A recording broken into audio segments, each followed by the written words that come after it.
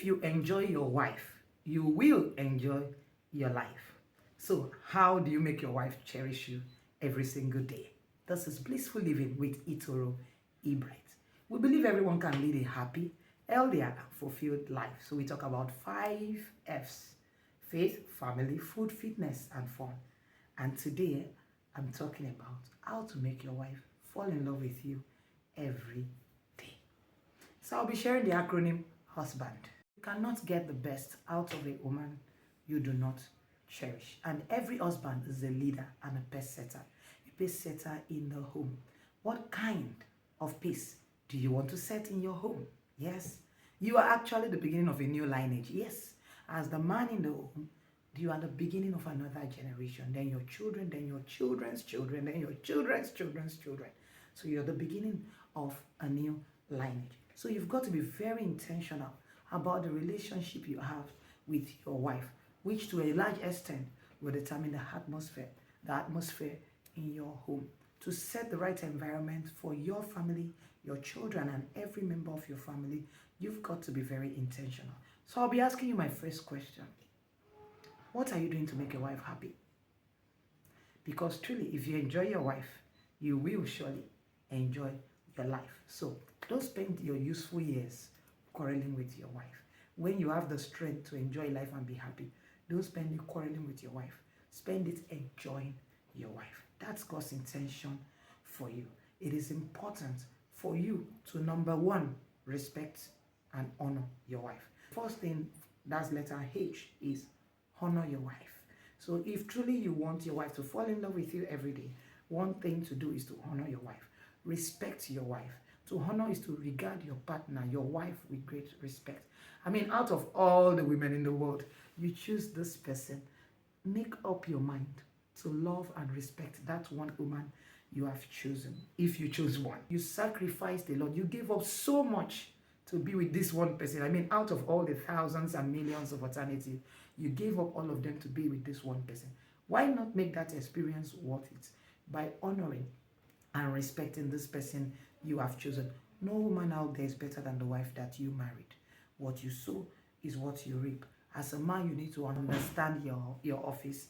The day you became a husband, you got a new position, a new responsibility, and a new title. As a husband, you are a groomer. You have the capacity to turn anything given to you into anything you want.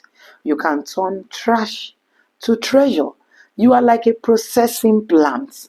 Yes, you can make it better or worse. Like a seed planted in the soil. If it's in the right environment, it will grow well. If it's in the wrong environment, it wouldn't grow well. That's what your wife is like. H is honor your wife. And then U is understand your office. And then S is saturate your home with love, joy, and laughter. I'm tired of seeing men who laugh everywhere else apart from home.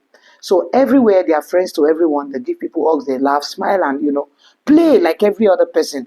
They look so loving to people outside, but at home they are not friends with family members. You've got to be very intentional. Saturate your home with a lot of love. Love your wife unconditionally. Let your love for your wife be because of the choice that you made, because of what you gave up. I mean, to make this decision, not because of who she is, but because of what you had to give up, to have her as your wife. I mean, when last did you send your wife a text message? Just a loving text. When last did you intentionally give your wife a very warm hug? When last did you hold your wife's hands? When last did you take a walk with your wife around the place you live? What about date nights? When was the last time it happened? And who said it was always going to happen at night? Going out on a lunch date. What about that? When was the last time you were that intentional? When was the last time you sent your wife a message thanking her for everything that she does for the family? I mean, some people say because there are no funds, we can't have fun. Hey, really? You mean, if you say because there are no funds, you can't have fun? When the time finally comes, when there are funds, you would have lost friendship. So why not continue to build friendship? You can't lose everything. Don't sacrifice that friendship. Don't lose it because you now have children. The greatest tool for earning respect or love in your family, the greatest tool for earning respect is not oppression, it is love. You don't have to oppress your family. to, be loved and respected. Just show them, saturate your home with love, and then be really indispensable in your home. I mean, there are some wives who may never be successful because of who they married. Isn't that so unfortunate and rather sad? I mean, allow your wife, let her use the giftings that God has given her. Let your presence in her life make her better, not worse. And nurture your wife. Make life easy for her. Don't enjoy seeing your wife suffering. See, there are men who are giving their wives grooming allowance. So some husbands don't even know what that means because they've never heard the word before. There are men like you who give their wives grooming allowance. I'm talking about personal pocket money just to groom and take care of themselves, as in buy anything you need.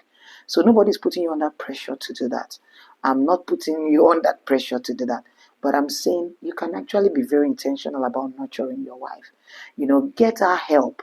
Don't help her with chores. And if you cannot help her, get her help. Be the one to look for a way for her to get help. Don't be that man who would have a woman who would. I mean, you also have sisters. By the grace of God, you're going to have daughters. The way you would love your daughter to be treated by her husband, that is exactly how you should treat your wife. Yeah. So look at it. What can I do to make her life better? How can I help her? What help can I get for her? Think about it. What are the things she does? Wake up together in the morning. You're going to work just like she's going to work. You have your morning routine. She has her morning routine, but she has to still fix the family. Then she's done fixing the family. She goes to work. She reports to her boss. She has all the work challenges that you have. She returns home at night just like you, through the same traffic and as tired as you are, and then she's in the kitchen again. Remember, she's as tired as you are. I mean, she has the same flesh and blood just like you are. And then she lands in the kitchen again. She's putting things together.